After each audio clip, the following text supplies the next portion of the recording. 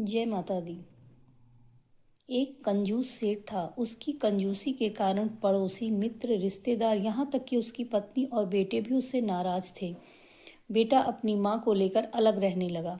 अन्य लोग उससे बात तक नहीं करते। सेठ शुरू शुरू में तो बड़ा खुश हुआ कि चलो अच्छा हुआ, अब बचत ही बचत होगी। लेकिन अकेलेपन के कारण जल्दी ही उसे बीमारी ने घेर लिया। सेठ जी की दिनों दिन हालत खराब होने लगी। ऐसे में उनके एक सज्जन पड़ोसी को उन पर दया आ गई।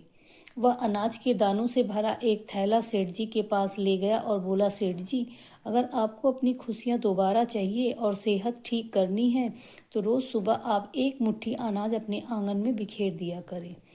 सेठ ने पड़ोसी का कहना मानकर दूसरे दिन सुबह जैसे ही आंगन में अनाज बिखेरा, कुछ समय बाद ही तरह तरह के पंछी उसके आंगन में उतर आए। सारा आंगन पक्षियों की मधुर चहचहाहट से गूंज उठा। सेठ को बड़ा आनंद आ रहा था। अब तो सेठ का यह रोज का क्रम बन गया। धीरे धीरे सेठ की तबीयत ठीक होने लगी। उसे भूख भी अच्छी तरह से लगने लगी। सेठ समझ नहीं पाया कि आंगन में अनाज के दाने बिखेरने से उसकी तबीयत कैसे ठीक हो गई।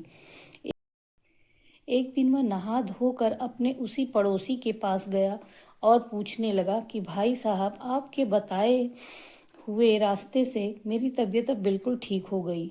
मुझे यह बताइए कि इसमें राज क्या है। पड़ोसी ने मुस्कुरा कर कहा, राज की कोई बात नहीं सेठ जी, आपके स्वास्थ्य में सुधार सुबह पक्षियों के आने, उनकी मधुर आवाज़ सुनने और आनंदित होने के कारण हुआ है। दरअसल आप समाज से दूर होकर अकेलेपन के शिकार हो गए हैं और मन ही मन घुटने लगे हैं।